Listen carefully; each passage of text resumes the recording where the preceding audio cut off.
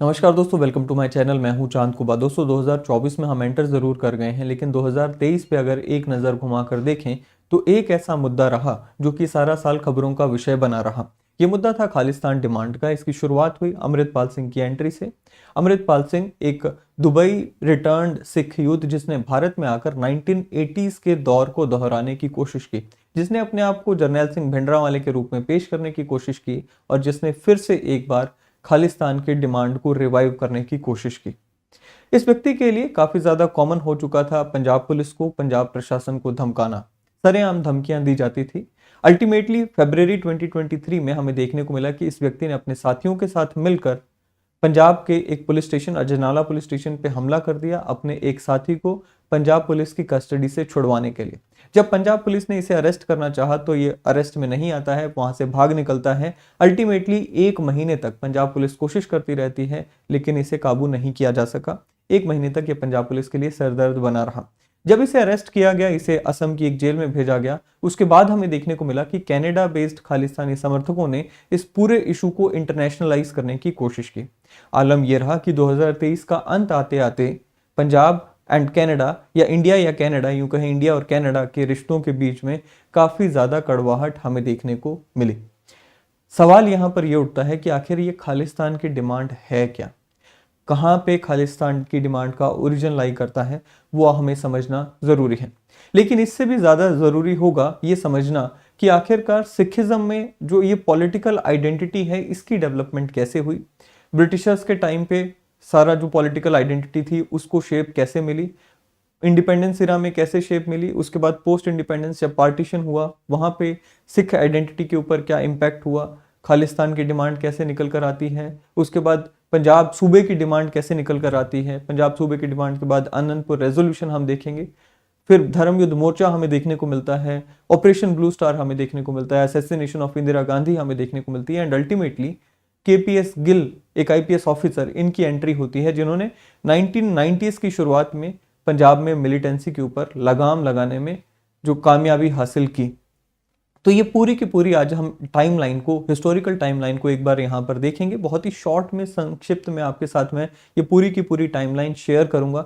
जो बहुत ही important events हैं उनके ऊपर 2-2 मिनट की हम चर्चा करेंगे। मुझे उम्मीद है कि ये सेशन आपको काफी ज्यादा पसंद आएगा। चलिए शुरुआत करते हैं आज के इस सेशन से। सबसे पहले बात करते हैं सिखिज्म की। देखिए, हम सब जानते हैं कि सिखिज्म भारत में जन्मा एक ऐसा धर्म जिसकी शुरुआत होती है गुरु नानक देव जी के द्वारा, जो प्रथम गुरु रहे सिखों के। हम ये भी जानते हैं कि टोटल 10 गुरु रहे सिखों में। उसके बाद आदि ग्रंथ साहिब को अपना नेक्स्ट गुरु मानकर उन्होंने ह्यूमनाइज्ड फॉर्म में गुरु बनाने बंद कर दिया।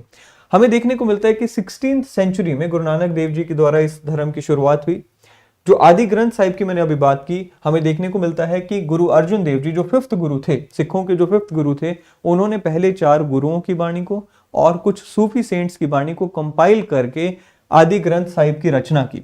उसके बाद हम बात करते हैं 10th गुरु, दैट इज गुरु गोबिंद सिंह जी। गुरु गोबिंद सिंह जी के बारे में ये देखने को मिला कि इन्होंने सिखिज्म में कई सारे फंडामेंटल चेंजेस लेकर आए, जैसे कि इन्होंने खालसा पंथ की शुरुआत की 1699 में। अब खालसा पंथ की शुरुआत करने के साथ साथ यहाँ पर हमें देखने को मिलता है कि बैप्टिज्म सेरेमनी की शुरुआत होती है, यानी कि अमृतधारी सिखों का कंसेप्ट जो है वो हमें यहाँ से देखने को मिलता है। इसी के साथ साथ हमें देखने को मिलता है कि सिखिज्म की पॉलिटिकल आइडेंटिटी भी डेवलप होनी शुरू हो जाती है। एक सिखिज्म या सिख कौम के खिलाफ होते हुए ऑपरेशन को, क्योंकि उस समय देखिए मुगलों का रूल था, सो सिखों के खिलाफ ऑपरेशन होता था या फिर हिंदूज के खिलाफ भी अगर ऑपरेशन होता था तो उस समय आर्म्ड स्ट्रगल को जस्टिफाई किया गया गुरु गोबिंद सिंह जी के द्वारा अगेंस्ट द ऑपरेशन। अगर बाकी सारे रास्ते बंद हो जाते हैं तो आर्म्ड स्ट्रगल को चुना जा सकता था, ऐसा जस्टिफाई किया गया, लेजिटिमाइज किया गया गुरु गोबिंद सिंह जी के द्वारा। गुरु गोबिंद सिंह जी की डेथ के बाद हमें देखने को मिलता है कि जो सिख थे वो कई सारी फैक्शंस में बढ़ जाते हैं, कई सारे ग्रुप्स में बढ़ जाते हैं एंड चीफटेंस के अंडर आ जाते हैं। इन फैक्शंस को या इन ग्रुप्स को मिसल कहा गया। ये जितने भी मिसल होते थे, टोटल 12 मिसल हमें देखने को मिलते हैं। They were decentralised forces, so there was no single force after Guru Gobind Singh ji. हमें देखने को मिलता है कि छोटे छोटे फैक्शंस में सिख बढ़ जाते हैं, 12 फैक्शंस में सिख बटे। इन फैक्शंस में कई बार कोऑपरेशन देखने को मिलती थी, कई बार इनमें आपस में भी स्ट्रगल देखने को मिलता था। यह सिलसिला काफी लंबे समय तक चलता रहा। उसके बाद महाराजा रणजीत सिंह जी की एंट्री होती है। He belong to one of the misls, but then he was successful in bringing all the misls together. So सभी जो फैक्शंस थी, सभी जो चीफटेन्स थे, उनको ही अपने अंडर लेकर आते हैं एंड अल्टीमेटली 1799 में यहां पर हमें देखने को मिलता है कि महाराजा रणजीत सिंह जी के द्वारा अपना एक एम्पायर एस्टेब्लिश किया जाता है। ये एम्पायर की अगर मैं बात करूं, काफी लंबा चौड़ा एम्पायर, जिसमें उस समय की जो मुगल जो स्टेट्स थी, लाहौर एंड मुल्तान की जो मुगल स्टेट्स थी, वो इसमें आ जाती हैं। कुछ हिस्सा काबुल का इसमें आया, कुछ हिस्सा पेशावर का इसमें आया। तो ये आप यहां पर देख सकते हैं, ये महाराजा रणजीत सिंह जी का एम्पायर बना, जिसमें आप देखिए आज का जम्मू एंड कश्मीर भी आ गया, इसमें आज का पाकिस्तान का काफी लंबा चौड़ा हिस्सा आ जाता है, पंजाब का काफी लंबा चौड़ा हिस्सा आ गया था। महाराजा रणजीत सिंह जी का जो एम्पायर था, इसकी कुछ खासियत थी, जैसे कि ये एक सेंट्रलाइज्ड एडमिनिस्ट्रेशन थी, एडमिनिस्ट्रेटिव एफिशिएंसी हमें देखने को मिली, मिलिट्री स्ट्रेंथ हमें देखने को मिली एंड कुछ हद तक रिलीजियस टॉलरेंस भी हमें देखने को मिली। सो ये एक वजह बनी कि महाराजा रणजीत सिंह जी, ब्रिटिशर्स को भी यहां पर उनके सामने झुकना पड़ा एंड ऐसा हमें देखने को मिला तब तक चला जब तक महाराजा रणजीत सिंह जी की डेथ नहीं हो गई। 1839 में महाराजा रणजीत सिंह जी की डेथ होती है एंड उसके बाद ब्रिटिशर्स को रियलाइज हुआ कि अब वो भारत के इस हिस्से पे भी अपना कब्जा, डायरेक्ट रूल जो है वो बिठा सकते हैं। अल्टीमेटली हमें एंग्लो सिख वॉर्स देखने को मिलती हैं and fall of Sikh empire हमें देखने को मिलता है 1849 में। अब 1849 में वो समय आ गया जब ब्रिटिशर्स ने पंजाब के हिस्से पे कब्जा कर लिया एंड सिख फोर्सेस को भी उन्होंने अपने कंट्रोल में किया। यहां से हमें ब्रिटिशर्स के साथ सिखों का 3 फेसेस में रिलेशन देखने को मिलता है। पहला वो फेस था जहां पर हमें देखने को मिलता है कि 1849 से 1906 तक का पहला फेस रहा, जहां पर सिखों ने ब्रिटिशर्स को सपोर्ट किया, ब्रिटिशर्स ने सिखों को सपोर्ट किया। सो बेसिकली आप देखेंगे 1857 का भी जब युद्ध हुआ, 1857 की जब वॉर हुई थी, रिवोल्यूशनरी वॉर हुई थी, फर्स्ट वॉर ऑफ इंडिपेंडेंस जिसे कहा जाता है, उसमें भी हमें देखने को मिला कि सिखिज्म के जो सपोर्टर्स थे या जो सिखों ने, सिख फोर्सेस ने मैं यूं कहूं, ब्रिटिशर्स को सपोर्ट किया था। अल्टीमेटली ब्रिटिशर्स ने भी सिखों को मार्शल फोर्सेस कहा एंड उन्होंने आर्मी में इन्हें रिक्रूटमेंट में प्रेफरेंशियल ट्रीटमेंट दी। सो ये एक क्विड प्रो क्रो की यहाँ पे एक रिलेशन हमें देखने को मिली एंड ये वो समय भी रहा जहां पर रिलीजियस रिफॉर्म्स मूवमेंट हमें देखने को मिली। आर्य समाज आया, वहीं पे सिंह सभा भी आई। सो ये सिंह सभा ने यहां पर आकर क्या किया, इन्होंने सिखों की जो पॉलिटिकल आइडेंटिटी थी उस पर और ज्यादा एम्फेसाइज करना शुरू किया, सिखों को हिंदुओं से थोड़ा सा अलग आइडेंटिटी देने की कोशिश की। उसके बाद जो नेक्स्ट फेस हमें देखने को मिलता है 1906 टू 1919 का फेस, यहां पर हमें देखने को मिला कि सिखों ने ब्रिटिशर्स के खिलाफ जमकर लड़ाई लड़ी। गदर मूवमेंट हमें देखने को मिलती है, कनाल कॉलोनीज में हमें इनके खिलाफ जो एजिटेशन हुए, फार्मर्स के जो एजिटेशन हुए, वो हमें देखने को मिलते हैं। उसके बाद की अगर मैं बात करूं 1920 से 1947 तक कम्युनल इलेक्टोरेट का मुद्दा काफी ज्यादा रहा। कम्युनल इलेक्टोरेट का मुद्दा हम सब जानते हैं, जिसे महात्मा गांधी ने भी अपोज किया था। ये एक वो मुद्दा था जहां पर आप अपनी कौम से या अपने रिलीजन से बिलोंग करने वाले व्यक्ति को इलेक्शन में, चुनाव में वोट देते हैं। सो ये कम्युनल इलेक्टोरेट की राजनीति सिखों को भी बांटती है, हिंदुओं को भी बांटती है, मुस्लिम्स को भी बांटती है। ये राजनीति की गई ब्रिटिशर्स के द्वारा। बट देन इस समय में हमें देखने को मिलता है कि सिख हों, हिंदू हों, मुस्लिम्स हों, सब इसी राजनीति में उलझ कर रह गए। इसमें कोई दो राय नहीं होगी कि जितना पार्टिसिपेशन बाकी धर्मों के लोगों का रहा against the movement, I mean against the Britishers, जो ब्रिटिश हमारी इंडिपेंडेंस मूवमेंट चल रही थी, उतना ही रोल इस समय में सिखों का भी हमें देखने को मिलता है अगेंस्ट द ब्रिटिशर्स। सो ये 3 फेसेस में हम यहाँ पे सिखों की आइडेंटिटी को डिफाइन करते हैं या पॉलिटिकल रिलेशंस को डिफाइन करते हैं विद रिस्पेक्ट टू ब्रिटिशर्स। अब बात करते हैं पार्टीशन की, पार्टीशन के बाद के माहौल की। देखिए, पार्टीशन जो हुआ वो हुआ इस बेसिस पे कि पाकिस्तान को धर्म के नाम पे एक अलग मुल्क के रूप में पहचान दी गई, पार्टीशन हुआ। एंड ये एक ऐसा समय भी था जहां पर जो लोग सिखिज्म पे बिलोंग करते थे या सिखिज्म से आते थे, उनमें भी कुछ तबके ऐसे थे जो धर्म के नाम पर ही सिखों के लिए भी एक अलग सॉवरेन स्टेट बनाना चाहते थे। ये उनके मन में कहीं ना कहीं, मैं आपको फिर बता दूं कि जो मेन स्ट्रीम सिख लीडर्स थे, उनको कहीं पे भी ये नहीं था कि हमें इंडिया से अलग होना है। They were very much happy to be part of India. But when we talk about some factions of Sikh religion, तो इसमें कुछ लोग ऐसे थे जो ये सोच रहे थे कि अगर पाकिस्तान धर्म के नाम पे बन सकता है, हिंदुस्तान में हिंदुओं का अगर देश बनाया जा सकता है, तो हमारे हमारे लिए भी यानी कि सिखों के लिए भी एक सॉवरेन स्टेट, खालिस्तान स्टेट जो है वो बननी चाहिए। अब क्योंकि 1940 से ही ये पाकिस्तान की डिमांड चल रही थी, 1940s में हमें देखने को मिला कि पहली बार सिखों की तरफ से भी ये जो खालिस्तान का इशू था वो चर्चा का इशू बना। लेकिन मैं फिर बता दूं कि जो खालिस्तान की डिमांड थी इसमें सभी सिख इन्वॉल्व नहीं थे। There were only few factions of Sikhs जो कि इस इशू को लेकर चले। उसके बाद हमें देखने को मिलता है कि जब हम आजाद हो जाते हैं, पाकिस्तान बन गया, हिंदुस्तान बन गया, एंड सिख जो हैं वो पंजाबी सूबा जो है वो आप देखेंगे कि ईस्ट पंजाब जो है वो इंडिया की तरफ आ जाता है, एंड ईस्ट पंजाब में मैक्सिमम मेजॉरिटी जो थी वो सिखों की थी।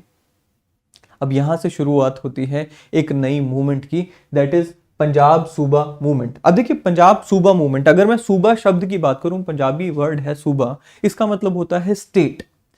यहां पे डिमांड की गई कि पंजाब में जो पंजाबी बोलने वाले लोग हैं उनकी एक अलग स्टेट बनाई जाए। आप अगर इस मैप को देखेंगे, ये ईस्ट पंजाब का मैप है, इसमें आप देखिए इसमें हिमाचल का कुछ हिस्सा है, पंजाब का आज का जो पंजाब है उसका कुछ हिस्सा है, एंड आज का जो हरियाणा है उसका भी कुछ हिस्सा है।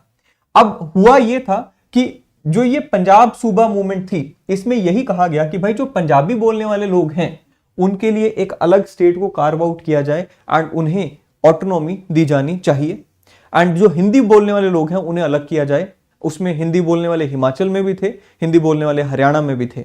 ये सूबा मूवमेंट जो थी, पंजाब सूबा मूवमेंट, इसको सक्सेस मिलता है, इसको लीड किया गया था मास्टर तारा सिंह के द्वारा, अकाली लीडर मास्टर तारा सिंह के द्वारा, एंड इसे यूं कहा जाता है कि it was four runner for Khalistan movement also. Any how, ये जो पंजाबी सूबा मूवमेंट थी इसे सक्सेस मिलता है 1966 में, जहां पे हमें देखने को मिला कि पंजाब को एक अलग स्टेट के रूप में कार्व आउट किया गया। 1966 का वो समय था जहां पे पंजाब को अलग स्टेट बनाया गया, पंजाब से अलग करके हरियाणा को अलग बनाया गया, एंड हिमाचल को अलग कर दिया गया। फिर उसके बाद क्या हुआ, देखिए पंजाब तो बन गया 1966 में, उसके बाद क्या हुआ, उसके बाद भी जो इशू था वो रिजॉल्व नहीं होता है। 1971 में हमें देखने को मिला, 1972 में हमें देखने को मिला कि अकाली दल पंजाब में हुए चुनाव हार जाता है। पंजाब में चुनाव हारने के बाद अकाली दल को यह फील हुआ कि रेलेवेंस कहीं कम ना हो जाए, तो कुछ इशू वहां पर उनको लेकर आना पड़ा। वो इशू था क्या, वो इशू था आनंदपुर साहिब रेजोल्यूशन का। 1973 में पंजाब में शिरोमणि अकाली दल के द्वारा आनंदपुर साहिब रेजोल्यूशन पास किया गया। ये कोई गवर्नमेंट के द्वारा पास किया गया रेजोल्यूशन नहीं, एक पॉलिटिकल पार्टी के द्वारा पास किया गया रेजोल्यूशन था। इस रेजोल्यूशन में कुछ डिमांड्स सेंट्रल गवर्नमेंट से रखी गई। वो डिमांड्स क्या थी, थोड़ा सा हम उसके ऊपर नजर डाल लेते हैं। सबसे पहली जो डिमांड शिरोमणि अकाली दल में रखी सेंट्रल गवर्नमेंट के सामने थ्रू आनंदपुर साहिब रेजोल्यूशन, वो थी ऑटोनॉमी की, यानी कि पंजाब को ग्रेटर ऑटोनॉमी दी जाए। जो सेंट्रल गवर्नमेंट है वो पंजाब के ज्यादा से ज्यादा जो मैटर्स हैं उनसे बाहर रहे, एंड इंटरनल मैटर्स में पंजाब के वो इंटरफेयर ना करे।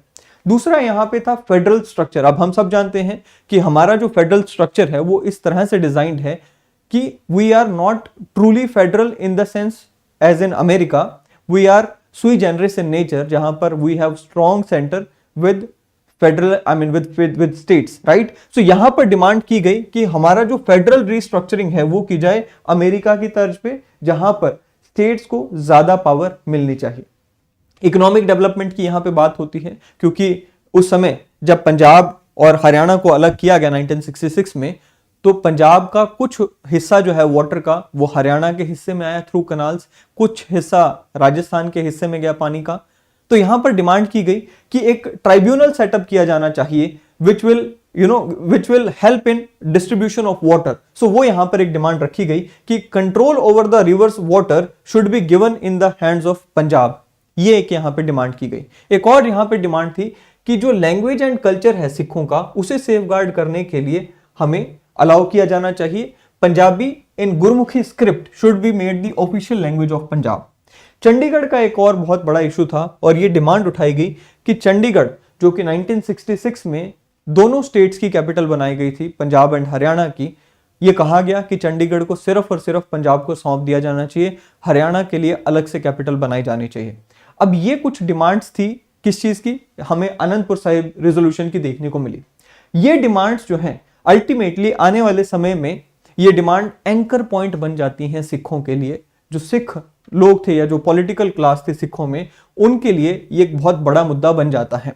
सो this became a symbol of Sikh aspirations and identity. The demands were considered moderate by some factions, क्योंकि यहां पर आप देखेंगे आनंदपुर साहिब रेजोल्यूशन में भी हमें देखने को मिलता है कि कहीं पे भी सॉवरेन स्टेट बनाने की बात नहीं की गई है। यहां पे भी ग्रेटर ऑटोनॉमी देने की बात की गई है कि हमें एक इंडिपेंडेंट स्टेट मत बनाओ, लेकिन एक ग्रेटर ऑटोनॉमी दो, भारत में रहते हुए हम ज्यादा पावर लेना चाहते हैं। तो ये जो एक पूरा इशू था, इसमें दो धड़ों में भी हमें देखने को मिलता है कि भाई सिख जो है वो बढ़ते हैं। एक फैक्शन अभी भी ऐसा था जो कह रहा था कि नहीं, हमें पंजाब को अलग राज्य नहीं, अलग कंट्री बनाना है। उसमें हमें देखने को मिलता है एक बहुत इंपॉर्टेंट शख्स का नाम, दैट इज जगजीत सिंह चौहान। ये एक ऐसे लीडर थे जो कि अकाली दल से ही आते थे एंड अकाली सरकार में मिनिस्टर भी रह चुके थे। इन्होंने अलग से स्टेट नहीं, इन्होंने अलग से कंट्री बनाने की डिमांड को फिर से दोहराया एंड हमें देखने को मिलता है कि इस डिमांड को लेकर वो एक बार पाकिस्तान भी जाते हैं। पाकिस्तान में वो वहां के लीडर्स के गेस्ट बन के जाते हैं 1971 में, इंडो पाक वॉर के बाद। एंड वहां पे जाकर हमें देखने को मिला कि इनकी मुलाकात होती है वहां के प्राइम मिनिस्टर जुल्फिकार अली भुट्टो के साथ भी। ये खुद क्लेम करते हैं कि भुट्टो ने कहा था कि तुम ये डिमांड उठाओ, खालिस्तान की डिमांड उठाओ, हम तुम्हें सपोर्ट करेंगे। इनफैक्ट ननकाना साहिब को हम नए स्टेट की यानी कि नए कंट्री की, खालिस्तान की कैपिटल भी बनने में हेल्प करेंगे, ननकाना साहिब को हम आपको दे देंगे। सो ये इनका क्लेम है कि उनकी मुलाकात में जुल्फिकार अली भुट्टो ने ये उनको आश्वासन दिया था। अल्टीमेटली हुआ ये कि ये वहां से अमेरिका जाते हैं। न्यूयॉर्क टाइम्स में भी इनका हमें पढ़ने में आता है कि न्यूयॉर्क टाइम्स में भी इन्होंने खालिस्तान की एक एडवर्टाइजमेंट निकलवाई। वहां पर भी इन्होंने वहां के जो सिख थे, जो सिख डायस्पोरा था, उनसे काफी सारा पैसा कलेक्ट किया एंड वहां पर भी उनको मोबिलाइज करने की कोशिश की। फिर ये भारत में आते हैं एंड भारत में आकर 1980 में 12 अप्रैल 1980 में इन्होंने आनंदपुर साहिब में काउंसिल ऑफ खालिस्तान का घोषणा की। खालिस्तान, रिपब्लिक ऑफ खालिस्तान बनाया, कागजों में बनाया एंड काउंसिल बना दी, यानी कि मंत्रिमंडल बना दिया।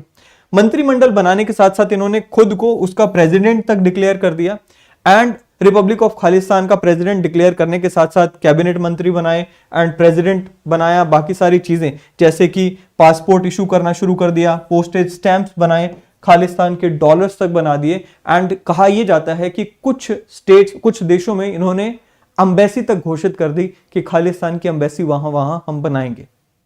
बट यहां पर मैं आपको बता दूं कि एक बहुत ही स्मॉल फैक्शन था जो इनके साथ चल रहा था, एक बहुत ही स्मॉल फैक्शन था जो कि इनकी बातों में लगा हुआ था एंड ये सारी बातें सिर्फ कागजों में हो रही थी, कहीं पे भी धरातल पे इनका कुछ लेन देन नहीं हमें देखने को मिलता है। उसका कारण यह भी रहा कि जब ये बातें यहां हो रही थी तो सिख जो पंजाब में थे उन्होंने उससे जस्ट 20 साल पहले ही लाइव अपनी आंखों से पार्टीशन का जो रिजल्ट होता है वो देखा था। उन्होंने देखा था कि किस तरह से पार्टीशन की वजह से हजारों नहीं बल्कि लाखों जानें गई थी एंड किस तरह से पार्टीशन नुकसान के अलावा, वायलेंस के अलावा कुछ नहीं लेकर आती है। सो ये कारण बना जिसकी वजह से हमें देखने को मिलता है कि कोई क्रेडेंस यहाँ पे खालिस्तान की डिमांड को नहीं मिलती है।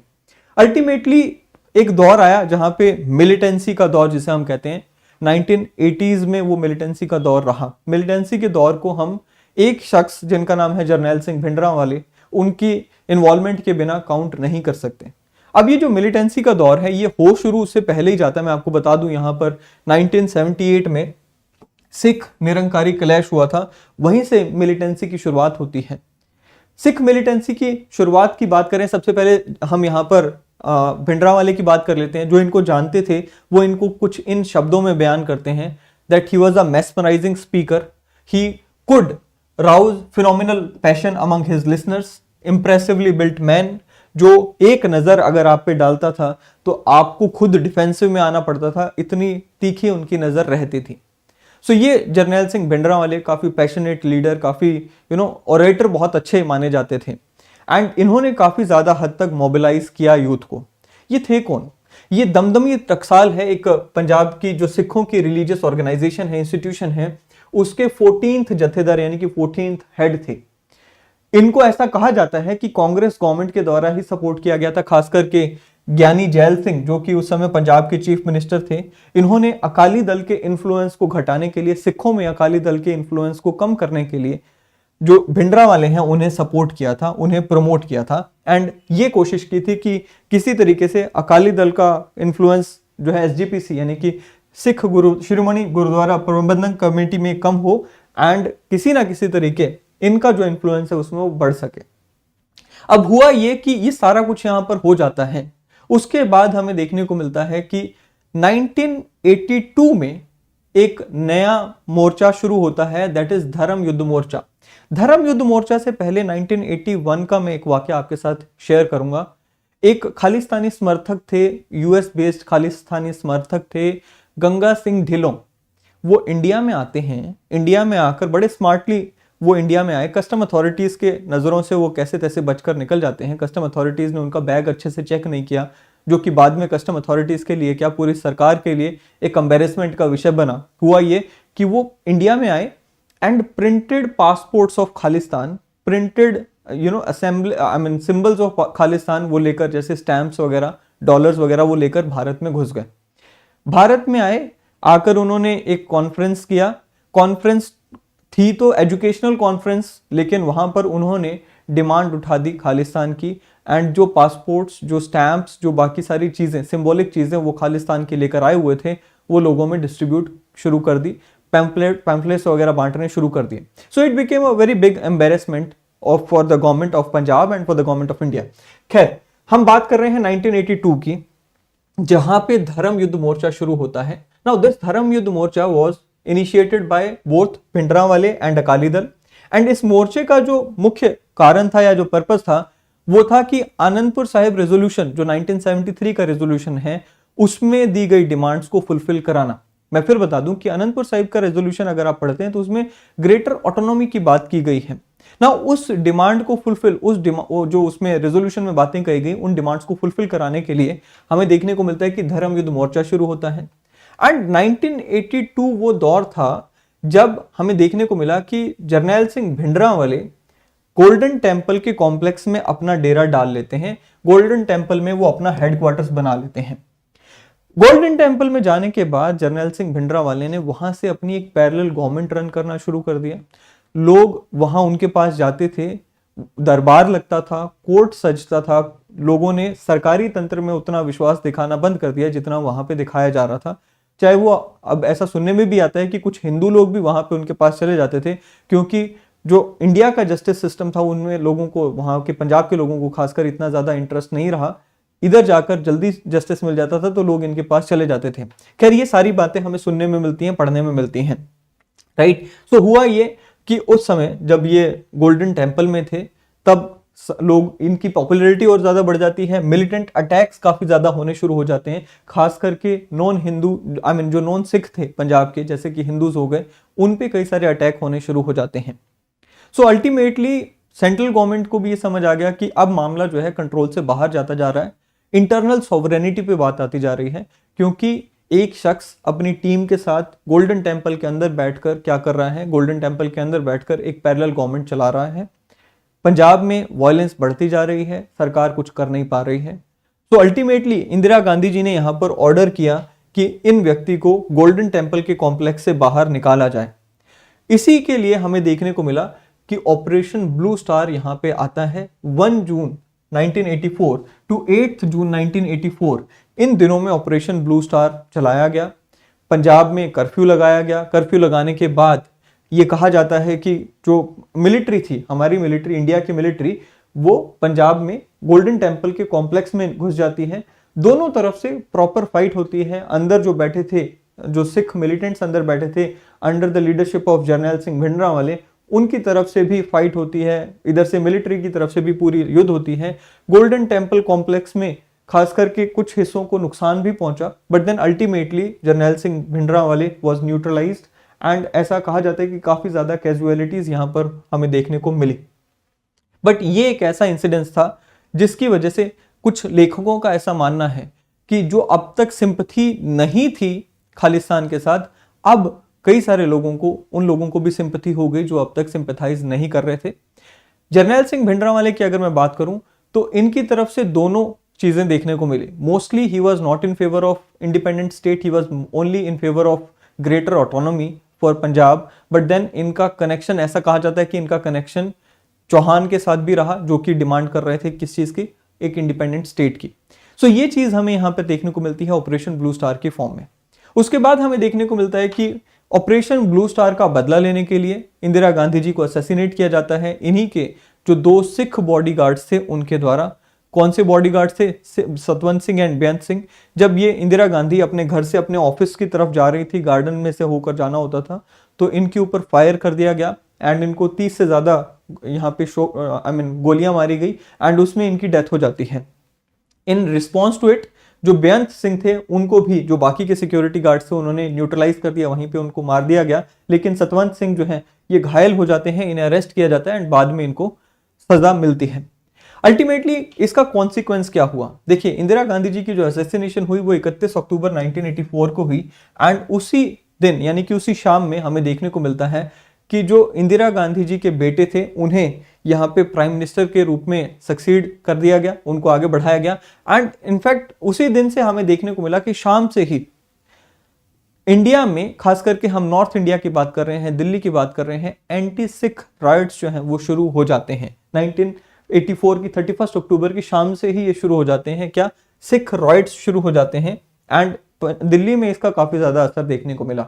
दिल्ली ही नहीं, बाकी हिस्सों में भी था, लेकिन सबसे ज्यादा जो असर है वो दिल्ली में देखने को मिला। सिखों की टारगेटेड किलिंग्स होती हैं यहाँ पर। खास करके यहाँ पर कांग्रेस पार्टी के कुछ लीडर्स के ऊपर भी आरोप लगते हैं कि उन्होंने जाकर यहाँ पर सिखों के घरों को, उनके बिजनेसेस को नुकसान पहुंचाया, जलाया एंड लोगों को जलाकर भी मारा गया, ऐसे आरोप लगते रहे हैं। सो ये सारा यहाँ पर हमें देखने को मिलता है अब तक का सीन। उसके बाद पंजाब, क्योंकि हमने देखा कि भाई जल रहा था, पंजाब में मिलिटेंसी अपनी पीक पे थी। Even after operation blue star हमें देखने को मिला जो मिलिटेंट्स थे, जो सिख मिलिटेंट्स थे, इन्होंने एक पूरे के पूरे फ्लाइट को उड़ा दिया था। फ्लाइट एयर इंडिया 182 समथिंग इस तरह की फ्लाइट थी जो कि कनाडा जा रही थी इंडिया से एंड अटलांटिक ओशियन के ऊपर उसको ब्लास्ट कर दिया गया। 329 लोगों की उसमें डेथ हो जाती है। ये जून 85 की घटना है। उसके बाद राजीव गांधी, जो कि अपनी मदर को सक्सीड करके देश के प्राइम मिनिस्टर बने थे, इन्होंने अपनी तरफ से कोशिश की कि भारत में, खास करके पंजाब में शांति बहाल की जाए। तो इन्होंने अकाली लीडर लोंगोवाल के साथ एक अकॉर्ड साइन की। सो आप यहां पर देखेंगे कि हरचरण सिंह लोंगोवाल, जो कि अकाली लीडर थे, शिरोमणि अकाली लीडर थे, और पंजाब जो हमारे प्राइम मिनिस्टर थे राजीव गांधी, इन्होंने एक अकॉर्ड साइन की। उसका नाम था क्या? लोंगोवाल राजीव अकॉर्ड। ना इस अकॉर्ड में क्या क्या बातें हुई, क्या क्या कमिटमेंट्स हुई दोनों तरफ से, वो हम देख लेते हैं। 2 मिनट इसमें लगेंगे। सबसे पहला था कि transfer of Chandigarh to Punjab. ये अग्री किया गया कि जो चंडीगढ़ सिटी है वो पंजाब को दे दी जाए, उसके बदले पंजाब की तरफ से कुछ जमीन मिलेगी हरियाणा को एंड उस जमीन पर नई कैपिटल बनाकर दी जाएगी। दूसरा था शेयरिंग ऑफ रिवर वाटर्स। तो यहां पर ये डिसाइड हुआ कि एक ट्राइब्यूनल सेटअप किया जाएगा, वो बताएगा कि reverse like Ravi and Beas का पानी कितना पंजाब को मिलेगा, हरियाणा को कितना मिलेगा एंड राजस्थान को कितना मिलेगा। साथ ही में कंपनसेशन की बात की गई। 1984 में after assassination of Indira Gandhi जो एंटी सिख राइट्स हुए थे, उसमें जो सिख परिवार मारे गए थे उनके परिजनों को कितनी कंपनसेशन मिलनी चाहिए, रिहेबिलिटेशन किया जाए, उसकी यहाँ पे बात हुई। आर्मी को एंड पैरामिलिट्री फोर्सेस को पंजाब से विड्रॉ करने की बात रखी गई। रिलीजियस डिमांड्स, जैसे कि गुरुद्वारा अमृतसर से, हरमंदिर साहिब से जो बाणी का प्रसार होता है उसे ऑल एयर रेडियो पे चलाया जाए, ऑल इंडिया रेडियो पे चलाया जाए, टीवी पे चलाया जाए, इस चीज को माना गया। एंड पंजाब की डेवलपमेंट के लिए इकोनॉमिक पैकेज को माना जाए, वो दिया जाए। अब ये हो तो जाती है अकॉर्ड, लेकिन हमें देखने को मिला कि पंजाब में सारे जो सिख हैं, सारे क्वार्टर्स इस पूरी अकॉर्ड से खुश नहीं थे। इसका नतीजा ये हुआ कि जैसे ही ये लोंगोवाल राजीव अकॉर्ड होती है, उसके 1 महीने बाद ही लोंगोवाल को असैसिनेट किया जाता है सिख मिलिटेंट्स के द्वारा। फिर से एक बार देखने को मिला कि सिखिज्म में, या जो सिख पॉलिटिकल पावर्स हैं, they are not united, they are divided, जो कि हमें पहले से देखने को मिल रहा है। इनफैक्ट 1950 से ही हमें देखने को मिला कि एक धड़ा ऐसा था जो कि एक अलग सॉवरेन स्टेट डिमांड कर रहा था, और एक धड़ा ऐसा था जो कि इंडिया में रहते ही ग्रेटर ऑटोनॉमी की बात कर रहा था। अब यहां पर भी वही हुआ, हमें लोंगोवाल के केस में देखने को मिला। खैर 1985 की इस लोंगोवाल अकॉर्ड के बाद भी हमें देखने को मिलता है कि भाई वायलेंस इंडिया में थमती नहीं है। जो पंजाब है वहां पर सिख मिलिटेंट्स का दबदबा जारी रहता है। एंड यहाँ पर अलग अलग उनकी तरफ से एक्टिविटीज देखने को मिली। जैसे मैंने आपको बताया कि गोल्डन टेम्पल में वो फिर एक बार घुस जाते हैं, उन्होंने फिर से रेजोल्यूशंस पास करने शुरू कर दिए कि हम खालिस्तान बनाकर रहेंगे। एंड यहाँ पर उनकी जो और एक्टिविटीज थी, जैसे कि लालड़ू में एक अटैक किया गया, बस के ऊपर अटैक किया गया 1987 में, एंड हिंदुओं को वहां पर 32 हिंदूज को वहां पे मार दिया गया। 1991 में एक ट्रेन में ब्लास्ट किया गया लुधियाना में, एंड वहां पर भी लगभग 80 लोगों को मारा गया। सो ये सारी चीजें चलती रहती हैं in the initial years of 1990s also. इस पूरे बैकग्राउंड में एक आईपीएस ऑफिसर को लाया जाता है, इनका नाम था केपीएस गिल।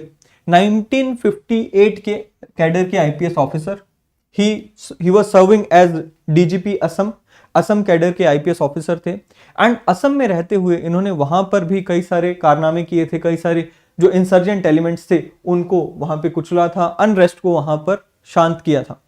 इनकी इस काबिलियत को देखते हुए इन्हें पंजाब में लाया जाता है, पंजाब के डीजीपी के रूप में इन्हें 1988 में अपॉइंट किया जाता है। एंड यहां आने के बाद इन्होंने काउंटर इंसर्जेंसी मेजर्स लेने शुरू किए।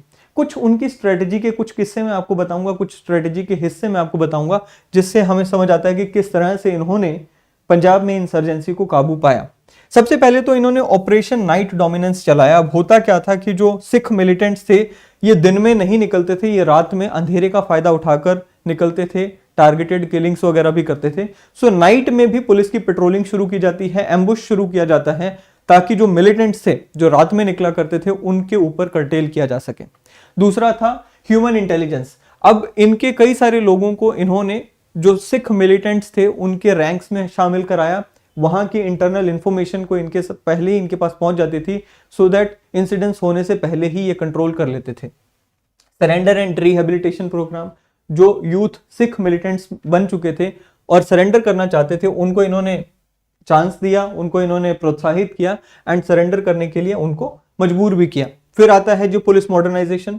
सो मॉडर्न वेपन्स वगैरह उनको पुलिस को दिए गए, कम्युनिकेशन डिवाइसेस पुलिस को दिए गए। हमें देखने को मिलता है कि जो मिलिटेंट्स थे वहां पे तो पाकिस्तान की तरफ से काफी ज्यादा सपोर्ट आ जाता था, तो अच्छे अच्छे वेपन्स थे, पुलिस के पास हुआ नहीं करते थे। सो वो यहां पर इन्होंने एक कमी को दूर किया।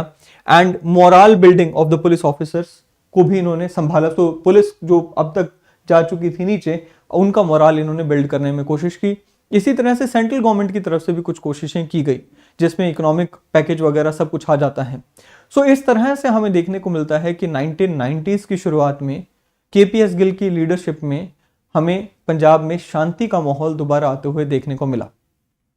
फिर सवाल उठता है कि दोबारा एक बार अब क्या हुआ, 2023 में क्या हो रहा। देखिए 2023 में कुछ नहीं हुआ एकदम से, इससे पहले आप 2015 से ही देखिए माहौल वहां पे बिगड़ना शुरू हुआ पंजाब में, जहां पर गुरु ग्रंथ साहिब की बेअदबी की गई। उसके बाद से हमें देखने को मिलता है कि इस पूरे इशू को पॉलिटिसाइज किया गया। उसके बाद पंजाब से हरियाणा और पंजाब के जो फार्मर प्रोटेस्ट थे वहां पर भी पाकिस्तान का भी ऐसा कहा जाता है कि कुछ एलिमेंट्स का वहां पे रोल रहा, खालिस्तानी एलिमेंट्स का रोल रहा, कि फिर से एक बार वहां से खालिस्तान के नाम पे चिंगारी भड़काने की कोशिश की गई। एंड अगर हम बात करें रिसेंटली हुए रेफरेंडम की, 2021 में रेफरेंडम कराया गया खालिस्तानी एलिमेंट्स के द्वारा लंदन में भी। सो ये सारी एक्टिविटीज अभी पिछले कुछ सालों में हमें देखने को मिली, जिसकी वजह से खालिस्तान की जो डिमांड है उसे दोबारा रिवाइवल होते हुए हमें देखने को मिला। बट देन अगर हम धरातल पे बात करते हैं, सो मोस्टली जो पंजाब के लोग हैं they are not in favour of a separate state, they are in favour of peace and prosperity which they are enjoying right now in Punjab in India. So ये कुछ एलिमेंट्स हैं, हैंडफुल ऑफ एलिमेंट्स हैं जो कि आज की date में इस डिमांड को लेकर चल रहे हैं। बट देन आप सब जानते हैं जो इंडियन यूथ है वो इस चीज से प्रभावित होने वाला नहीं लगता है ना, क्योंकि डेवलपमेंट की अगर बात करें तो काफी सही चल रही है। सो ये था जी हमारा पूरा इशू। मुझे उम्मीद है कि ये इशू आपके लिए सिंप्लीफाई किया गया होगा, आज आपको समझ आया होगा। अगर ये इशू समझ आया तो आप मुझे यहाँ पे फॉलो कर सकते हैं, वीडियो पसंद आए तो इसे लाइक कर सकते हैं, शेयर कर सकते हैं। अगले सेशन में फिर एक बार मिलेंगे। Till then thank you, have a great day ahead.